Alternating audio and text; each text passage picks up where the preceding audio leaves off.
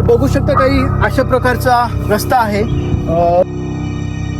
हा महादरवाजा काहीसा कोरून बनवला आणि काहीसा बांधून, जसं की तुम्हाला दिसत असेल या साईड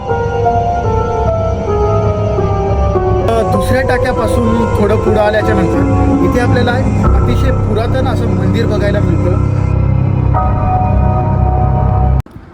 जय शिवराय मित्रांनो, मी शुभम स्वागत करतो तुमचं पुन्हा एकदा आपल्या नवीन व्हिडिओमध्ये। तर थंबनेल बघून तुम्हाला समजलंच असेल आज आपण कुठल्या किल्ल्यावर जाणार आहोत। आणि आत्ता वाजले सकाळचे 6:30। आम्ही जवळपास 4च्या सुमारास पुण्यावरून निघालो होतो आणि आत्ता येऊन पोहोचलोय जुन्नरमध्ये। तर इथून अजून 15 किलोमीटर अंतर बाकी आहे किल्ल्यापर्यंत जाण्यासाठी आपल्याला। या व्हिडिओमध्ये असा प्रयत्न राहील की तुम्हाला किल्ल्याची पूर्ण माहिती मिळावी आणि हा व्हिडिओ बघितल्यानंतर तुम्हाला दुसरा कुठला व्हिडिओ बघायला लागायला नको। तर चला मग आता जाऊयात आपण किल्ल्याच्या पायथ्याशी आणि तिथून मग आपला व्लॉग कंटिन्यू करूया। जुन्नरपासून 16 किलोमीटर पुढे आल्यानंतर रस्त्याच्या उजव्या साईडला आपल्याला ही कमान दिसून येते, जिथून आपल्याला 1.5 किलोमीटर आत जायचं आहे। इथे आल्यानंतर आपल्याला किल्ला स्पष्टपणे दिसतो। येऊन पोहोचलोय आपण किल्ल्याच्या पायथ्याशी। ह्या साईडला जर बघितलं तर चावंड गाव आहे आणि पाठीमागं बघू शकता आपण इथून आपल्याला किल्ल्याचा ट्रेक सुरू होतो। म्हणजेच सुरुवातीपासूनच आपल्याला पायऱ्यांचा रस्ता बघायला मिळतो। जो मुख्य रस्ता होता तिथून आपल्याला थोडंसं वर यावं लागतं कच्च्या रस्त्याने, जे की एक 500 मीटरचा रस्ता आहे। 4 व्हीलर पण येऊ शकते आणि 2 व्हीलर पण येऊ शकते। वर आल्याच्या नंतर इथे आपल्याला पार्किंग पण भरपूर मोठी बघायला मिळते, जिथे आरामात भरपूर गाड्या पार्क होऊ शकतात आणि ते थोडा वेळ बसण्यासाठी बाग पण ठेवलेले आहेत।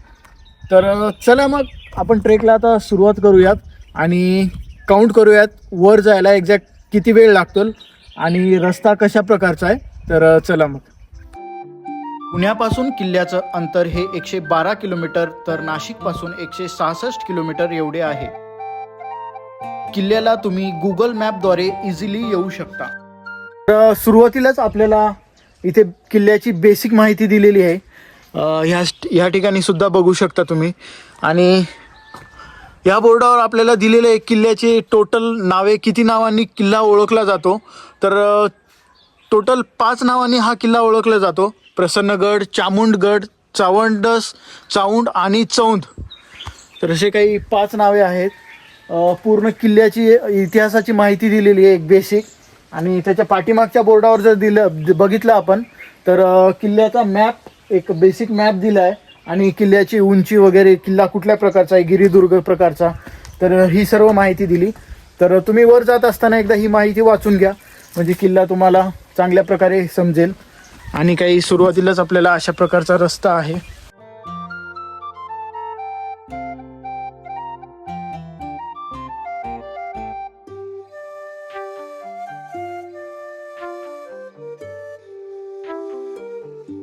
पायऱ्यांचा रस्ता असल्यामुळं तेवढं काही वाटत नाही आहे, बट थोडे दिवसांचा गॅप झाला आहे। बरेच दिवस झाले, जवळपास 1 महिना झाला कुठल्या किल्ल्यावरचा ट्रेक नाही आहे, त्यामुळं मग बऱ्यापैकी दम लागतो आहे। बघू शकता तुम्ही काही अशा प्रकारचा आहे पूर्णपणे रस्ता। आणि हा पायऱ्यांचा मार्ग आपल्याला जिथपर्यंत कातळात कोरलेल्या पायऱ्या लागत नाहीत तिथपर्यंत आपल्याला हा पायऱ्यांचा मार्ग बघायला मिळतो आणि तिथून पुढं कातळात कोरलेल्या पायऱ्या, जे की आता मी तुम्हाला पुढं दाखवणार आहे। तर चला मग जाऊयात पुढं हळूहळू। तर ज्या कच्च्या रस्त्याबद्दल मी खाली तुम्हाला सांगितलं ते हा आहे, जो तुम्हाला दिसत असेल पलीकडे। इकडे जर बघितलं आपण तर डांबरीचा रस्ता दिसतोय आणि तिथूनच आपल्याला एक इकडे कच्चा रस्ता फुटलेला दिसतोय, तिथूनच येऊन इथे खाली पार्किंग आहे आपल्याला आणि तिथून असा पायऱ्यांचा मार्ग। तर चला मग आता आपल्याला वर जायचं आहे। इथून काही कातळात कोरलेल्या पायऱ्या सुरू होतात आपल्याला।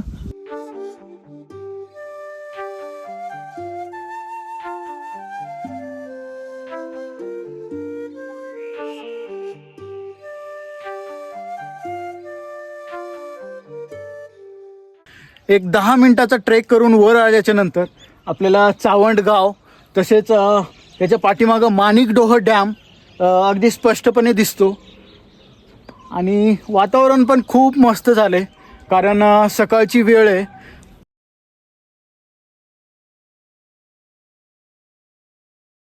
15 ते 20 मिनिटांच्या ट्रेकनंतर आपण येऊन पोहोचलोय ज्या ठिकाणी दगडांच्या जे बांधलेल्या पायऱ्या होत्या त्या इथे संपतात आणि इथून पाठीमागं बघू शकता तुम्ही कातळामध्ये कोरलेल्या पायऱ्या आपल्याला बघायला मिळतात. पायऱ्याचं सांगायचं झालं तर अगदी खूप छोट्या पायऱ्या आहेत, आपला पाय बसण्याजोगेच.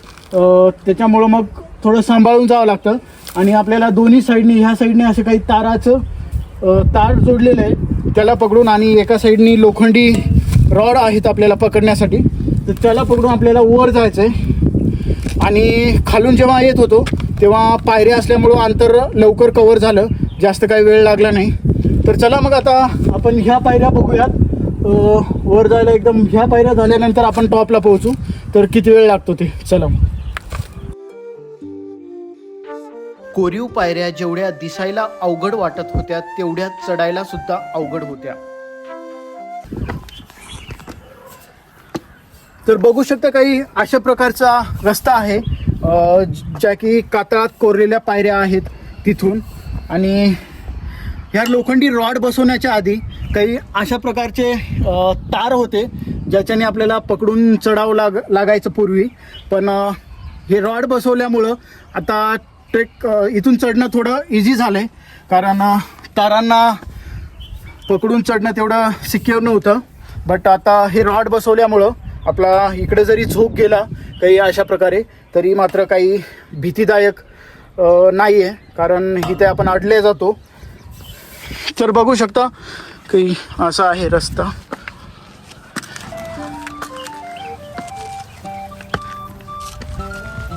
जर आपण वर आल्याच्या नंतर जर खाली बघितलं तर जो पायऱ्यांचा रस्ता होता तो वरतून काही अशा प्रकारे नागमोडी वळणाचा रस्ता आपल्याला इथून बघायला मिळतो. ज्याप्रमाणे हडसर किल्ल्यावर महादरवाजाच्या साईडने आपण जेव्हा किल्ल्यावर जातो तेव्हा आपल्याला काही अशाच प्रकारे दगडाच्या पायऱ्या बनलेल्या बघायला मिळतात. अगदी हुबेहूब त्याच प्रकारे इथे सुद्धा आपल्याला ज्या कातळात कोरलेल्या पायऱ्या होत्या त्या संपल्याच्या नंतर ह्या दगडांच्या पायऱ्या बघायला मिळतात वरपर्यंत, जो की आपल्याला इथून दिसतोय. पहिला महादरवाजाच्या आकाराचं बांधकाम वर दिसते, तिथपर्यंत आपल्याला काही अशा प्रकारच्या पायऱ्या बघायला मिळतात. तर चला मग आता महादरवाजाजवळ जाऊयात आपण.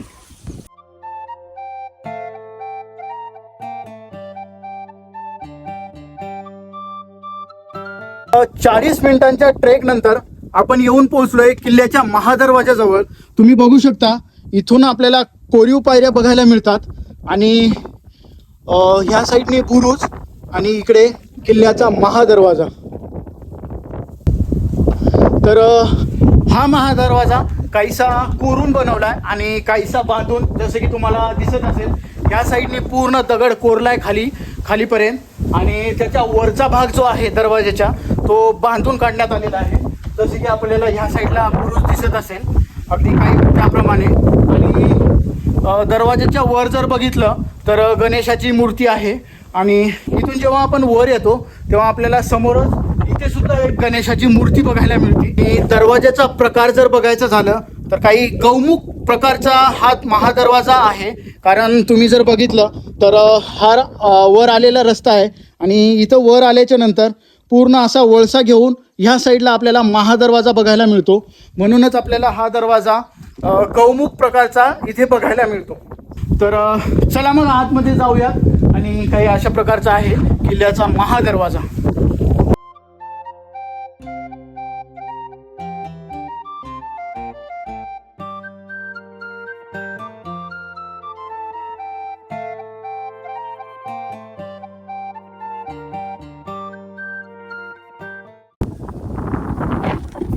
मुख्य दरवाजाच्या जर वरतून आपण बघितलं बुरुजावरून तर आपल्याला पूर्ण खालचा रस्ता बघायला मिळतो, जो की खालचा बांधलेला रस्ता नागमोडी वळणात काही आपल्याला बघायला मिळतो. आणि दरवाजाच्या बाजूला जर इकडे बघितलं तर पूर्वीच्या काळी इथे तटबंदी असणार. आत्ता पूर्णपणे तटबंदी नाही आहे, पण त्याचे अवशेष दिसत आहेत तिथे. तर काही अशा प्रकारचा बुरुज आहे मुख्य दरवाजावरचा.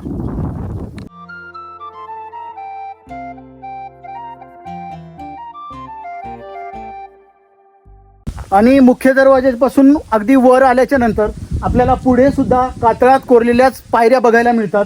तुम्ही काही बघू शकता अशा प्रकारच्या, आणि त्याच्या साईडला आपल्याला एक नालीसारखं बनवण्यात आलेलं आहे, जे की खाली पाणी जायला बनवलेलं आहे. मुर्तजा निजामशाहीच्या कारकिर्दीत म्हणजेच इसवी सन 1565 ते 1588च्या दरम्यान वजीर खाने खानान मौलाना हसन तब्रिजी याला या किल्ल्यावरील कैदखान्यात ठेवले होते. पुढे चंगीज खानच्या मध्यस्थीने त्याची सुटका करण्यात आली. त्याच निजामशाहीचा आणखी एक वजीर असद खान हा सुद्धा काही वर्षे या किल्ल्यात कैद होता. पुढे इसवी सन 1636 मध्ये हा किल्ला मुघलांच्या ताब्यात गेला.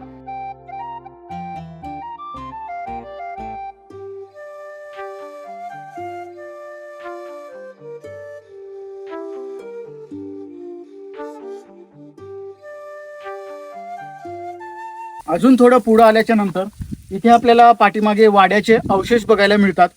जसं की तुम्हाला इथे बोर्ड दिसतो आणि पाठीमागे बांधकाम दिसते. आता पूर्ण पडलेल्या अवस्थेत बघायला मिळतं बांधकाम, पण मग इथला बोर्ड बघून लक्षात येतं आपल्याला की हे बांधकाम पूर्वीच्या काळी वाड्याचं होतं. तर चला अजून आपण पुढं जाऊयात आता इकडे.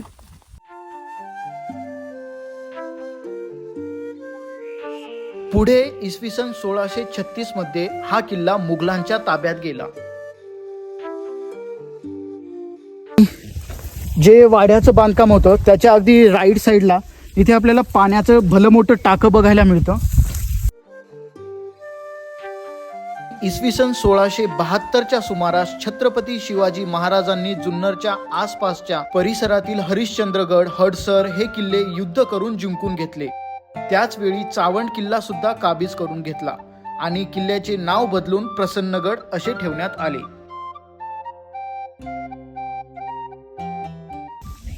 ह्या साईडला मुख्य दरवाजा आहे जिथून आता आपण आलोय वर, आणि इथून असं वर आल्याच्या नंतर इथून एक रस्ता आतमध्ये येतो.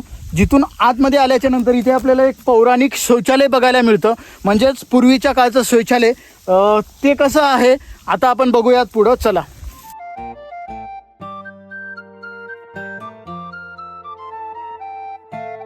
पुरातन शौचालय बघायला जाताना आपल्याला काही अशा गवताच्या रस्त्यामधून जावं लागतं.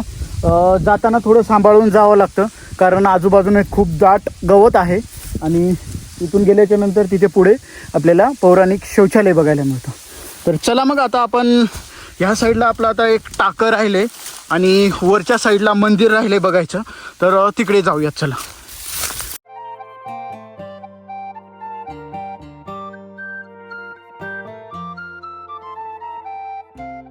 इथे सुद्धा आपल्याला एक भलं मोठं टाकं बघायला मिळतं, पण ह्यातलं पाणी काय वापरण्याजोगं तर म्हणताच येणार नाही.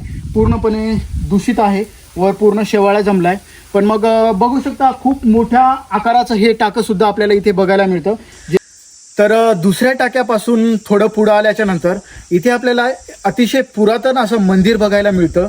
तुम्ही बघू शकता पाठीमागं मंदिराची वास्तुकला कशा प्रकारची आहे. पूर्ण काम इथे आपल्याला दगडात कोरलेलं बघायला मिळतं. आणि पुढं आल्याच्या नंतर इथे जर बघितलं तर नंदी महाराजांचं मुख आपल्याला तोडलेलं बघायला मिळतं. जसं रायगडावर जगदेश्वराच्या मंदिरापुढं नंदी महाराजांचं मुख तोडलेलं आहे, अगदी काही त्याच प्रकारे इथे सुद्धा तशी घटना घडलेली आपल्याला दिसत आहे. आणि ह्या साईडला आपल्याला पिंड बघायला मिळते महादेवाची. आणि त्याच्या सभोवताल जर मंदिराच्या गाभाऱ्यामध्ये बघायचं झालं तर पूर्ण आपल्याला कोरीव काम बघायला मिळतं. तुम्ही इथे बघू शकता पूर्ण वास्तुकला आपल्याला दिसत आहे. पण सांगणं कठीण आहे की नेमकं कशाची वास्तुकला आहे. आणि इकडे जर बघितलं पिंडीच्या अगदी मागे, तर इथे आपल्याला काही महादेवाचं त्रिशूलच्या आकाराचं कोरीव काम बघायला मिळतं दोन्ही साईडनी, इकडे आणि इकडे. आणि काही अशा प्रकारची पिंड बघायला मिळते इकडे. मंदिराच्या पुढे म्हणजे आता माझ्या पाठीमागे जे टाकं दिसत आहे ते पुष्करणी टाके म्हणून ओळखलं जातं. तुम्ही जी फोटो आता बघत आहात काही अशा प्रकारचं हे टाकं आहे.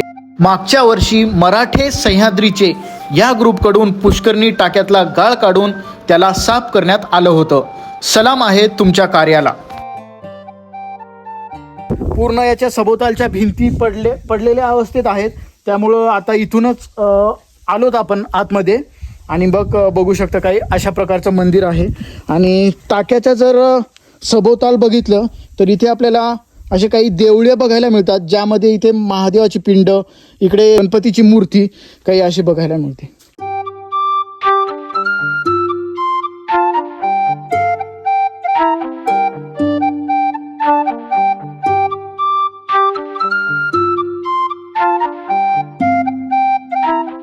चला तर मग महादेव मंदिराचं दर्शन घेऊन झालंय आपलं. आता आपण पुढे जाऊयात.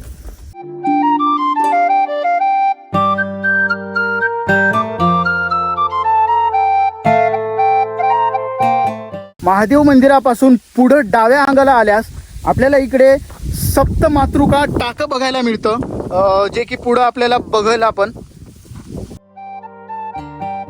सप्तमातृका टाक्याकडे जाण्याआधी आपण किल्ल्यावर ज्या लेण्यांचा समूह आहे त्या मार्गाकडे जायचं ठरवतो आणि जात असताना आपल्याला तिकडे एका शब्दात न सांगता येणारं दृश्य नजरेस पडते, जिथून समोरच आपल्याला हडसर किल्ला व माणिकडोह तलाव बघायला मिळतं.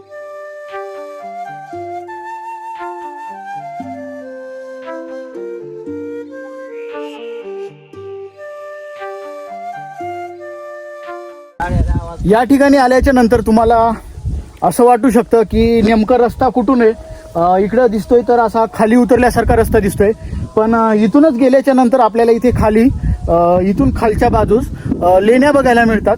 तर इथूनच जायचं आहे. आपण आत्ता इकडून आलो आहे स्ट्रेट, आणि असं आल्याच्या नंतर आता इथून असं खाली जाऊन पुढे. चला मग जाऊयात खाली.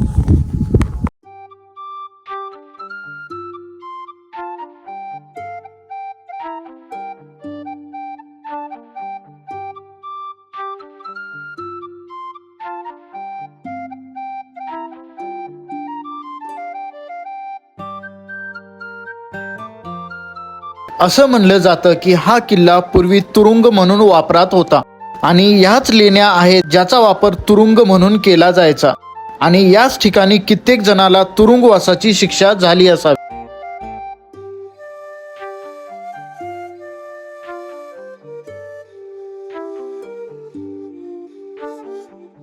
आतमधून काही अशा प्रकारच्या लेण्या आहेत. इथे दोन जागी दोन आपल्याला खोल खड्डे दिसत आहेत, इकडे सुद्धा आणि इकडे सुद्धा. तर याचा वापर कशासाठी केला जायचा त्या काळी हे सांगणं कठीण आहे. जर तुम्हाला कुणाला माहिती असेल तर तुम्ही कमेंट बॉक्समध्ये नक्की कळवा. तर काही अशा प्रकारच्या लेण्या. आणि इथे एक बघण्यासारखी गोष्ट, इथे पूर्ण आपले नावं लिहून ठेवले, म्हणजे या दगडावर नावं लिहिली. तर ही अतिशय चुकीची गोष्ट आहे, कारण ह्या अशा पुरातन गोष्टी जतन करण्याचं काम हे आपलं आहे आणि आपणच जर अशा प्रकारचं कृत्य करत राहिलो तर हे चुकीचं ठरेल. तर मग अशा प्रकारचं काम आपण केलं नाही पाहिजे, ही एक लक्षात घेण्याजोगी गोष्ट आहे. तर मग चला बघूयात आता वर. तिकडे आपल्या वरचं एक मंदिर राहिले, तिकडे जाऊ. तर चला. तर लेण्यांच्याच अगदी पुढच्या साईडला आपल्याला माणिकडोह डॅम दिसतो. पूर्ण डॅम ह्या साईडचा ह्याकडेच्या त्याकडेपर्यंत, आणि त्याच्याच पुढं आपल्याला हडसर किल्ला सुद्धा दिसतो, बघू शकता तुम्ही इकडे. तर चला मग आता आपलं लेण्या बघून झालं, आता आपलं वरच्या साईडचं बघायचं राहिला किल्ला. तर चला मग तिकडे जाऊयात. महादेव मंदिरापासून जेव्हा आपण लेण्यांकडे जातो, म्हणजेच खाली डाव्या अंगाला, तेव्हा आपल्याला अलीकडे इथे 7 भले मोठे 7 एकाच ठिकाणी टाके बघायला मिळतात. तर तुम्ही माझ्या पाठीमागे बघू शकता. जर आपण मोजलं 1 2 3 4 5 6 आणि ह्या जागी 1 7 असे 7 टाके आपल्याला एकाच ठिकाणी बघायला मिळतात. तर बघू शकता.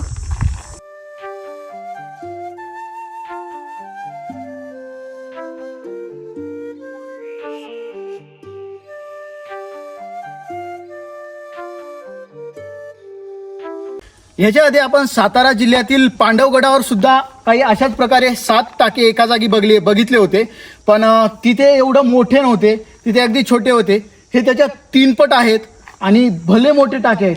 ह्या ठिकाणी आपल्याला एक लक्ष देण्यासारखी गोष्ट बघायला मिळाली, म्हणजेच की इथे खूप साऱ्या मधमाशा आहेत ज्या की मे बी पाणी प्यायला आलेल्या असू शकतात. तर तुम्ही वर येत असताना किल्ल्यावर, कुठल्याही किल्ल्यावर ना की याच, तर परफ्यूम मारणं अवॉइड करा, जेणेकरून मधमाशा तुमच्याकडे आकर्षित होणार नाहीत त्या परफ्यूमच्या स्मेलमुळं. ही एक काळजी घेणं आवश्यक आहे, कारण जर भरपूर ठिकाणी तुम्ही व्हिडिओज वगैरे बघितले असतील की मधमाशांचा अटॅक जेव्हा होतो तेव्हा काहीच ऑप्शन नसतं, म्हणून मग परफ्यूम मारणं तुम्ही होईल तितकं अवॉइड करा अशा जागी फिरायला येताना. तर चला मग आता इथून आपल्याला दिसत असेल तुम्हाला वरती एक कळस दिसतोय मंदिराचा. तर आता आपल्याला तिथे जायचं आहे आणि तिथे गेल्याच्या नंतर आपला ऑलमोस्ट सगळा किल्ला फिरून होईल आणि तिथून मग आपल्याला वापसीचा रस्ता पकडायचा आहे. तर चला मग वर जाऊया. किल्ल्याच्या नावाबद्दल बोलायचं झालं तर किल्ल्याला ह्या 2 नावं आहेत, चावंडगड आणि प्रसन्नगड. तर ह्या नावामागचं कारण असं आहे की छत्रपती शिवाजी महाराजांनी जेव्हा 1672-73च्या वेळेस हा किल्ला काबीज केला, त्याच्या आधी ह्या किल्ल्याचं नाव चावंडगड होतं. मात्र त्यांनी हा किल्ला जिंकला, त्याच्यानंतर ह्या किल्ल्याला त्यांनी प्रसन्नगड असं नाव दिलं आणि तेव्हापासूनच मग ह्या किल्ल्याला प्रसन्नगड म्हणून सुद्धा ओळखलं जातं.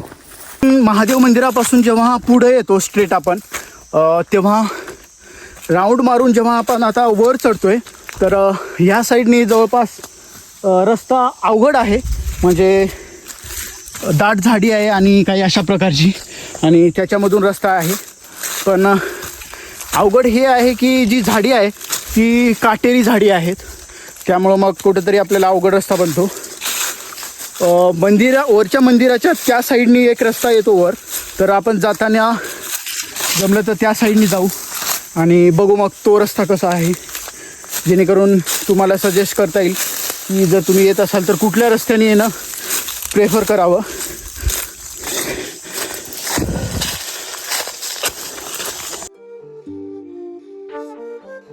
चावंडा देवीच्या मंदिराकडे जाण्यासाठी किल्ल्यावर 2 रस्ते आहेत.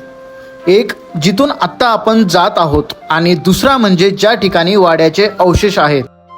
वाड्याच्या बांधकामापासून सरळ वरच्या बाजूस आल्यास आपल्याला दुसरा रस्ता लागतो, जो की चांगल्या अवस्थेत आहे. तर शेवटी आपण येऊन पोहोचलोय किल्ल्याच्या बाले किल्ल्यावर, ज्या ठिकाणी आपल्याला किल्ल्याची गडदैवत आहे त्याचं मंदिर बघायला मिळतं. तर काय अशा प्रकारचा होता या साईडनी रस्ता. आणि जर मंदिर बघायचं झालं तर चावंडा देवीचं हे मंदिर आहे, जे की किल्ल्याची गडदैवत आहे. तर चला मग आपण आतमध्ये दर्शन घेऊया.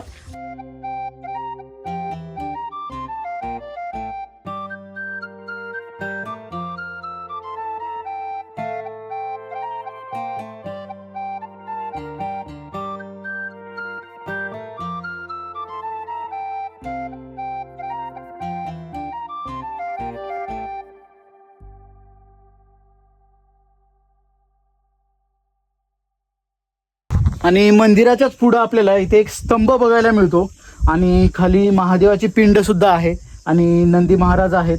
इथं एक मूर्ती कशाची तरी आहे, जी आपल्याला अर्ध फक्त पायांचा भाग दिसतो.